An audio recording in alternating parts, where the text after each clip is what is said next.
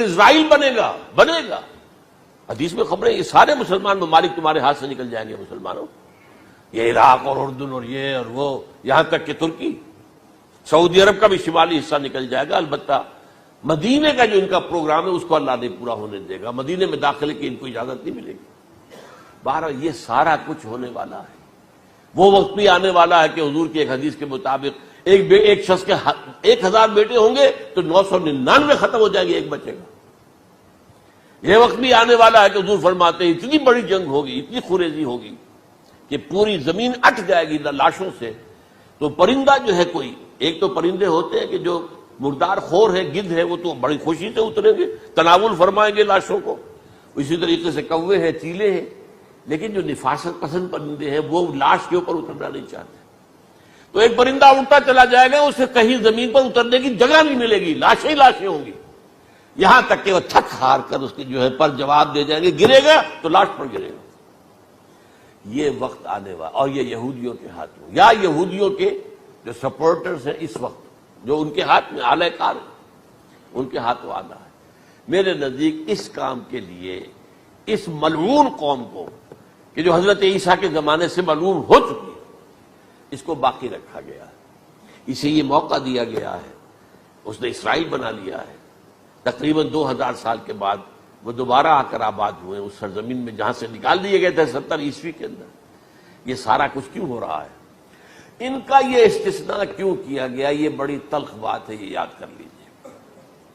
کیونکہ یا تو قوم اسی وقت ہلاک کر دی جاتی، جیسا کہ ہوا قوم نوح، قوم ہود، قوم عاد، قوم سمود، قوم شعیب. یہ ہوا کہ نہیں ہوا؟ اور سدوم اور عمورہ کی بستیاں جہاں حضرت لوط بھیجے گئے، اور آل فرعون جو ہلاک کیے گئے. یا تو پوری قوم ہلاک کی جاتی، نہیں.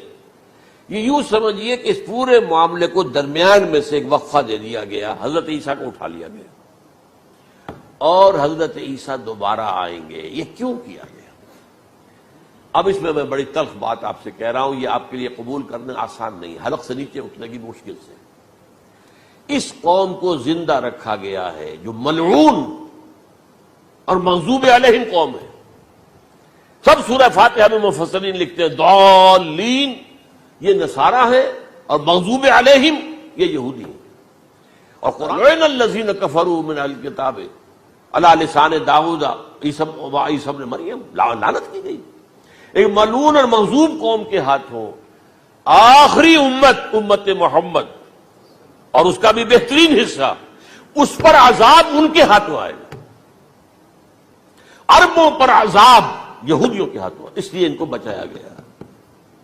یہ میں نے کئی دفعہ واقعہ سنایا، مولانا اسلائی صاحب بتایا کرتے تھے، کیونکہ وہ راجپوت تھے، یو پی کے راجپوت، مشرقی حصے کے. کہ ہمارے ہاں کوئی نوجوان اگر کوئی بڑی گری ہوئی حرکت کرتا تھا تو اس کے سر پر چمار کے ذریعے، چمار کے ہاتھوں جوتا لگوایا جاتا تھا.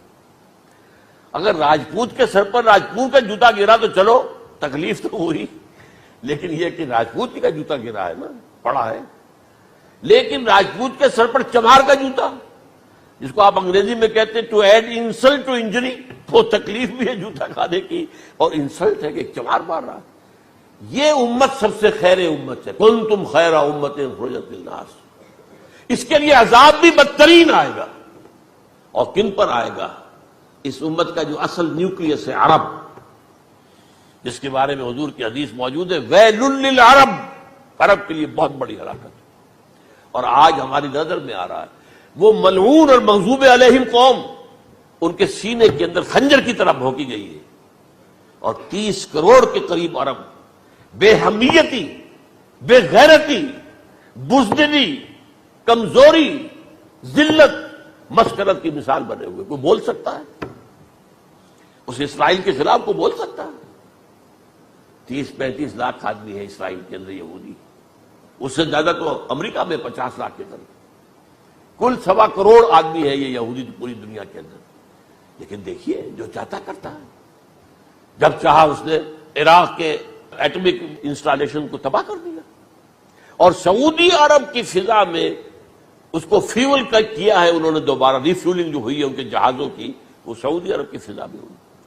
اللہ تعالیٰ نے یہ کوڑا ان مسلمانوں کے لیے رکھا ہوا ہے کہ جن کے رتبے ہیں سوا، ان کی سوا مشکل ہے. جتنا اونچا مقام اللہ نے دیا عربوں کو، ان میں حضور کو اٹھایا، ان کی زبان میں اپنا آخری کلام نازل کیا، تو ان کی ذمہ داری بھی بہت ہے۔ جن کے رتبے ہیں سوا، ان کی سوا مشکل ہے۔ یہ ہے میرے نزدیک واللہ اعلم